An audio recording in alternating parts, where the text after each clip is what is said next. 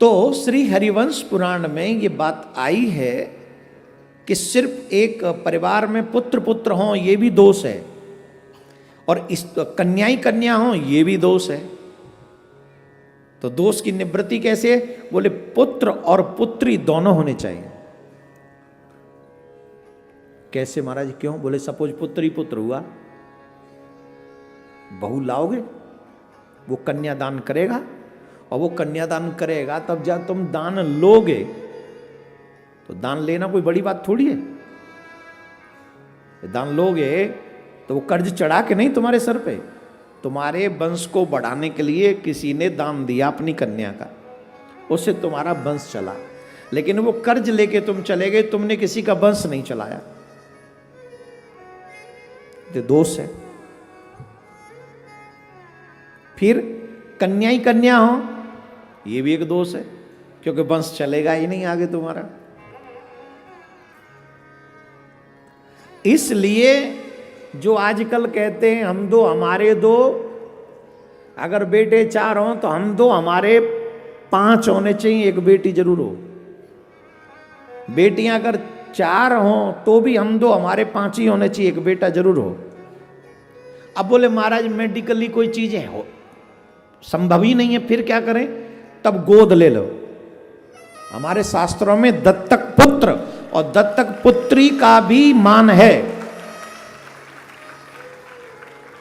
समझ लीजिए। दत्तक पुत्र और दत्तक पुत्री दोनों ही हम लोग ले सकते हैं, लेकिन याद रखे अगर दत्तक पुत्री ली है तो उसके साथ व्यवहार बेटी जैसा ही हो, वरना नरक में ठौर नहीं मिलेगा। कहीं ऐसा ना हो बोले अरे ठीक है अब ले ली तो क्या करें, ले लिया तो ऐसा नहीं चलेगा। वैसा ही व्यवहार हो जैसे अपने बच्चों से, उसी का नाम धर्म का पुत्र पुत्री होती। इसलिए दोनों का होना परमावश्यक है। भगवान के यहाँ 10-10 पुत्र हैं, लेकिन एक एक बेटी भी सभी रानियों पे है। तो टोटल कितने हुए? रानी है भगवान की 16,100, तो 10-10 पुत्र हैं और एक एक पुत्री हैं। टोटल संतान बताओ कितनी?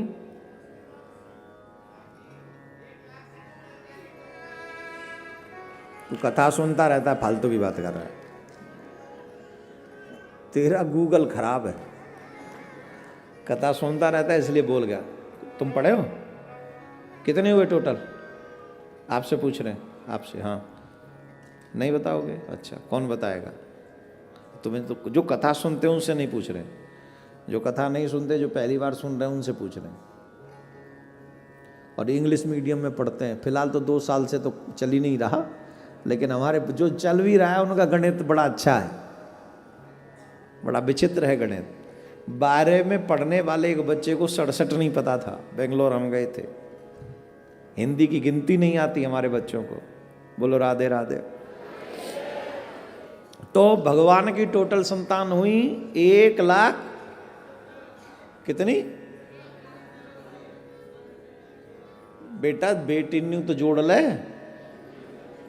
1,77,188 ये भगवान की टोटल संतान है।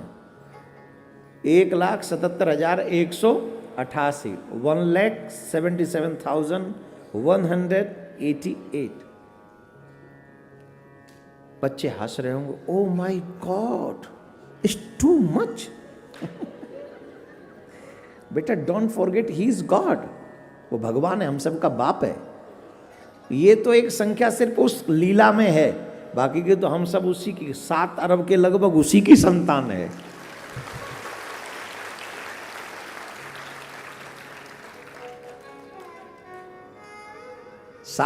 लगभग 7 अरब की लगभग संख्या है, जनसंख्या, ये सब उसी की तो है, और किसकी है ना? तो भगवान, लेकिन सुनिए, मैं प्रत्येक सनातनी से एक निवेदन करूंगा। तुम कहते हो तुम्हारे बच्चे तुम्हारी बात नहीं मानते, उसके पीछे रीजन तुम्हारे बच्चे नहीं, तुम ही हो। क्या तुम इस लायक हो कि तुम्हारे बच्चे तुम्हारी माने? Just question for your self. एक बार पूछिए अपने आप से, क्या तुम इस लायक हो कि तुम्हारे बच्चे तुम्हारी बात माने? I am sure you are not. तुम इस लायक नहीं हो कि तुम्हारे बात तुम्हारे बच्चे माने। क्यों महाराज? बोले हम बताते हैं, सुनो। क्या तुम अपने माँ बाप की मानते हो? क्या तुम अपने पुराण की मानते हो? क्या तुम अपने भगवान की मानते हो? क्या तुम भगवान के बताए हुए मार्ग पर चलते हो? नो। जब विपत्ति पड़े तो जय जय जय हनुमान गोसाई कृपा करो गुरुदेव की नाई, जो सतबार पाठ कर जोई, छूटे बंद गंगा में जोई। कब? जब दुख आ जाए, और सुख आ जाए तो अब देख तो रहे हो कहाँ समय है कथा वथा सुनने का, टाइम नहीं। अब लोग कहा कथा सुने के कोरोना के बाद घर देखें, बात तो सही है, लेकिन कोरोना में तुम्हारा घर कौन देख रहा था? तुम्हारा बाप। हाँ यस, तुम्हारा बाप वो देख रहा था।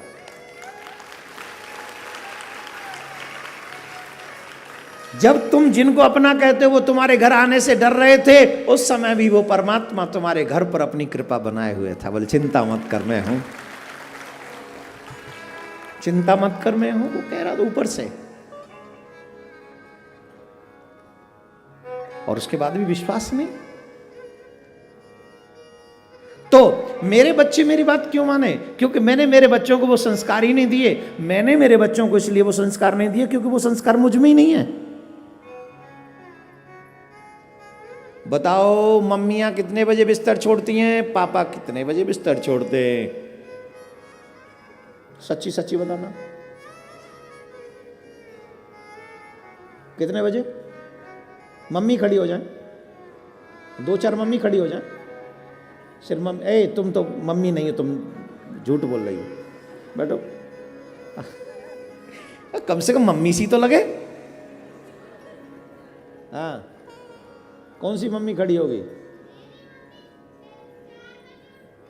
हैं? तू कहाँ है? ऊपर है नीचे? कितने बजे उठती है तेरी मम्मी? उसी का फल है बेटा, तुम यहां बैठी हुई हो। इनकी मम्मी 4 बजे उठती है, उसका फल है कि कितने साल की हो? 10 साल की बच्ची कथा में बैठी हुई है कुर्सी घेर के। ये कितना शांत रहो बेटा, जिन जिन से पूछें वही बताओ, नहीं तो हम तो कथा रह जाएगी हमारी। अब सुनिए, तुम्हारे भगवान कितने बजे उठते हैं, बिस्तर छोड़ते हैं? 3:35 पे ठाकुर जी अपना बिस्तर छोड़ देते हैं। सर्दी हो, गर्मी हो, बारिश हो, कोई भी समय क्यों ना हो, जिन भगवान श्री कृष्ण को आप भगवान समझ के पूछते हैं, वो 3:35 पे अपना बिस्तर छोड़ देते हैं। और सबसे पहले सुनो ना, अभी मत बजाओ ताली, सीखो उनसे। 3:35 पर बिस्तर छोड़ने के बाद वो स्नान करते हैं, और स्नान के बाद वो फिर ध्यान करते हैं। और ध्यान, ये दिनचर्या उनकी। और मैं इसलिए हर कथा में बोलना चाहता हूं कि आज का हिंदू अपने भाग्य को अपने हाथों से मिटा रहा है। जो अपने आप को सनातनी तो कहता है, गुण नहीं है उसमें से। कौन है जिन लोगों ने तुम्हारे घरों में तुम्हें रात के 12-1 बजे तक जगने के लिए प्रेरित किया? और कौन है जो कहता है कि सुबह 9-10 बजे तक पड़े रहो, जरूरत नहीं है तो 12 बजे तक सोते रहो? किसने ये प्रेरणा दी? किसने ये संस्कार तुम्हारे घर में पहुंचाया? और क्यों तुमने उसे फॉलो किया? आपका धर्म कहता है सूर्य उदय के बाद अगर कोई व्यक्ति सोता रहता है, जितनी देर सूर्य उदय के बाद सोएगा उसका भाग्य उतनी देर तक मंद होता चला जाएगा। जो तुम्हारे भाग्य में चीजें हैं वो धीरे धीरे खत्म होती चली जाएंगी। जहां तुम आगे जा सकते हो नहीं जा सकोगे। रीजन कि तुम सो रहे हो जब सूर्य उदय, सनराइज हो रहा है और तुम्हारा सन डाउन हो रहा है।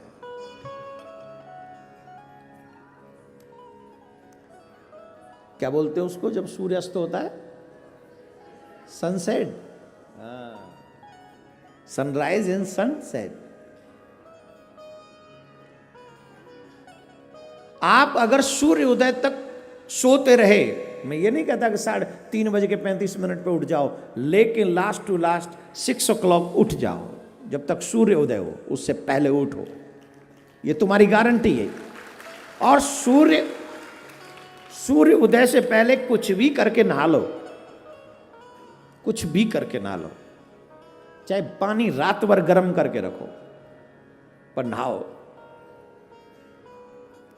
हाँ जी कि ना जी? तो ये संस्कार हमने अपने बच्चों को दिए? कहां से देंगे जब हम ही नहीं उठते तो ये मेरा निवेदन है सनातनियों से, भगवान श्री कृष्ण। मैं ये कथा इसलिए सुना रहा हूं कि हम सीखें हमारे भगवान की लीला क्या है। वो सुबह इतनी जल्दी क्यों उठते हैं? हमारे शास्त्रों में लिखा है जो जितनी जल्दी उठता है वो अपने भाग्य को उतना प्रबल करता है। अब आदमी जो उठेगा ही 9-10 बजे तो उसे दिन में कितने घंटे मिलेंगे काम करने के लिए, और जो उठ जाएगा 4 बजे 5 बजे तो उसे एक्स्ट्रा मिलेंगे ना 3-4 घंटे। जो कहते हैं कि हम पे समय नहीं है भगवान का भजन करने का, वो समय मिल जाएगा। और सुबह की वेला में भजन करने का फल कई गुना होता है, मन भी लगता है और फल भी अधिक होता है। तो जो लोग चाहते हैं कि हमारा भाग्य उदय हो, उनको चाहिए कि वो अपने इस समय को थोड़ा जल्दी बदलें। अब इसके लिए उठने में दिक्कत कब नहीं होगी? जब जल्दी सोना सीख लोगे। सबसे बड़ी मुसीबत है तुम्हारा मोबाइल जो सिराने रखा है। सोओगे तो आखिरी मैसेज किसका है, उठोगे तो सबसे पहले देखोगे रात में किसने याद किया। स्पेशली युवा माँ बाप के साथ नहीं रहना चाहते, अकेले कमरे में रहना चाहते हैं। वाह, स्टडी का बहाना है, मोबाइल का साथ निभाना है। हाँ या ना? और मोबाइल पे कितने बजे तक लग रहे हैं? कोई लिमिट नहीं। और सुबह भजन करने के लिए टाइम नहीं है।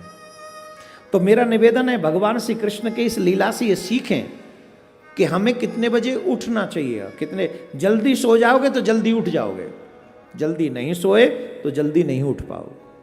6 से 7 घंटे सोना चाहिए व्यक्ति को। 10 बजे सो जाओ, अपने आप 5 बजे आंख खुल जाएगी।